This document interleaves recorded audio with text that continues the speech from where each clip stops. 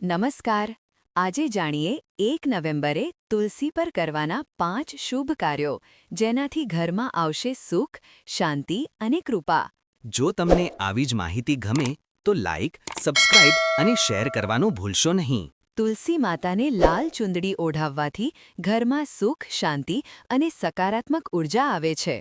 પીળા કલાવામાં 11 ગાંઠ બાંધી તુલસીને અર્પણ કરવાથી વર્ષભર ભગવાનની કૃપા રહે છે. તુલસી પર લાલ કલાવો બાંધવો દાંપત્ય સુખ અને સંપન્નતા માટે અતિ શુભ માનવામાં આવે છે.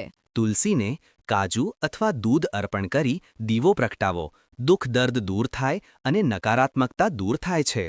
ભગવાન વિષ્ણુને 11 તુલસીના પાન અર્પણ કરવાથી ઇચ્છિત ફળ અને ભગવાનની કૃપા મળે છે. જો વિડિયો ઉપયોગી લાગી હોય તો કોમેન્ટ કરો, લાઇક અને શેર જરૂરથી કરો. આ રીતે તમે ભગવાન વિષ્ણુની કૃપા પ્રાપ્ત કરી શકો છો. વધુ આવા આધ્યાત્મિક ટિપ્સ માટે ચેનલ સબસ્ક્રાઇબ કરો.